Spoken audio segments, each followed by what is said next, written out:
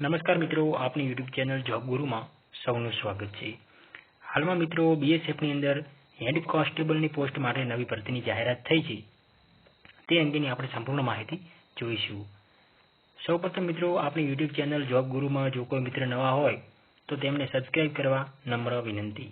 સરકારી તેમજ જિલ્લામાં તમામ પ્રાઇવેટ તેમજ કોન્ટ્રાક્ટ બેઝની ભરતીની સૌથી પહેલા માહિતી તમારી પાસે મેળવવા માટે હાલ જ આપણી ચેનલને સબસ્ક્રાઇબ કરો અને અન્ય મિત્રો સાથે શેર કરો.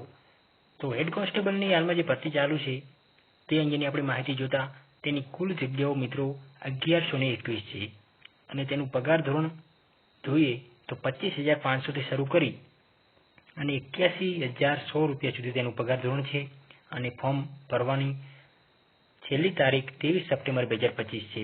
એટલે કે ફોર્મ ભરવાના શરૂ થઈ ગયા છે. હવે શૈક્ષણિક લાયકાતની વાત કરીએ તો કે વિદ્યાર્થી મિત્રોએ કોઈ પણ સ્ટુડન્ટે 12 પાસ કરેલું હોવું જોઈએ. ભૌતિકશાસ્ત્ર, રસાયણશાસ્ત્ર, ગણિત વિષયોમાં ઓછામાં ઓછા 60 માર્ક્સ હોવા જરૂરી છે. હવે બે પ્રકારની પોસ્ટ છે આની અંદર મિત્રો. બીજી પોસ્ટની અંદર એવું જોઈએ કે વૈકલ્પિક રીતે ઉમેદવારે ધોરણ 10 પાસ કરેલું હોવું જોઈએ. 10 પાસ સાથે સાથે સંબંધિત ટ્રેડમાં આઈટીઆઈનો કોર્સ પણ તેમણે કરેલો હોવો જોઈએ. બીએસએફ હેડ કોન્સ્ટેબલની અંદર ઉંમર મર્યાદા તમે જુઓ તો કે આ ભરતીમાં અરજી કરનાર ઉમેદવારોને 18 થી કરી અને 25 વર્ષ વચ્ચેની હોવી જોઈએ. એમાં સરકારી નિયમો અનુસાર એસસી, એસટી અને ઓબીસીમાં જે અનામત વર્ગમાં આવે છે તેમને છૂટછાટ મળવા પાત્ર છે. એટલે કે એસસી ઉમેદવારો હોય, અહીંયા ઉલ્લેખ કરવામાં આવ્યો નથી, પરંતુ એસસી ઉમેદવારો હોય તેઓ 18 થી કરીને 30 વર્ષ સુધી ફોર્મ ભરી શકે છે. તેમજ અન્ય વર્ગના ઉમેદવારો જે અનામતમાં આવે છે તે 18 થી કરી 28 વર્ષ સુધીના મિત્રો ફોર્મ ભરી શકે છે અને જે જનરલ ઉમેદવારો છે તે 18 થી કરી અને 25 વર્ષ સુધીનું ફોર્મ ભરી શકે છે. હવે ઉમેદવારોની પસંદગી નીચે મુજબના તબક્કાઓમાં થશે. તો પ્રથમ તબક્કામાં લેખિત પરીક્ષા લેવામાં આવશે. લેખિત પરીક્ષા પછી લેખિત પરીક્ષામાં જે મિત્રો પાસ થાય છે તેવા ઉમેદવારોને શારીરિક કસોટી માટે બોલાવવામાં આવશે. તો મિત્રો અહીંયા શારીરિક કસોટી પછી દસ્તાવેજોની ચકાસણી કરવામાં આવશે અને અંતિમ તબક્કામાં ઉમેદવારોની તબીબી તપાસ એટલે કે મેડિકલ તપાસ પણ કરવામાં આવશે. તો મિત્રો અહીંયા ઉલ્લેખ કરવામાં આવ્યો નથી, પરંતુ શારીરિક કસોટી કયા પ્રકારની હોય છે તે અંગેની આપણે થોડી વાત કરી લઈએ. તો શારીરિક કસોટી અંદર પુરુષો માટે 168 સેમી ઊંચાઈ અને મહિલાઓ માટે 157 સેમી ઊંચાઈ જરૂરી છે. હવે પુરુષો માટે છાતી જોઈએ તો 80 સેમી નોર્મલ છાતી અને 5 છડા ફુલાવાની એટલે કે 85 થવી જોઈએ અને મહિલાઓ માટે છાતી હોતી નથી.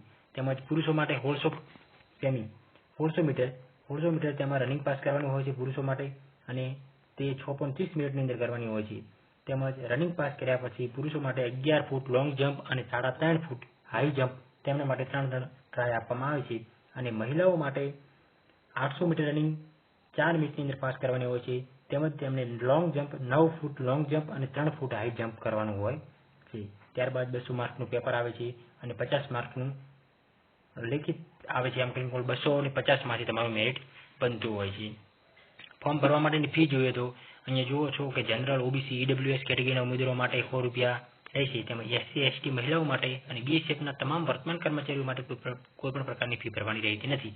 ફોર્મ મિત્રો ઓનલાઈન જ ભરવાનું છે. ઓફલાઈન ફોર્મ આપવાનું નથી, ઓનલાઈન ફોર્મ ભરવાનું છે.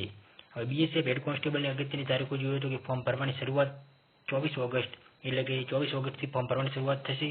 એટલે કે થઈ ગઈ છે મિત્રો અને 23 સપ્ટેમ્બર 2025 સુધી લગભગ 1 મહિના સુધી ફોર્મ ભરાશે અને પરીક્ષાની તારીખ પણ ટૂંક સમયમાં આપવામાં આવશે. અન્ય માહિતી મિત્રો તમે જુઓ તો બીએસએફની જે ભરતીની જાહેરાત થઈ છે તેમની વેબસાઇટ ઉપર તેમનું નોટિફિકેશન જાહેર થયું છે. તો નોટિફિકેશનમાં પૂરેપૂરી માહિતી તેમની આવી છે.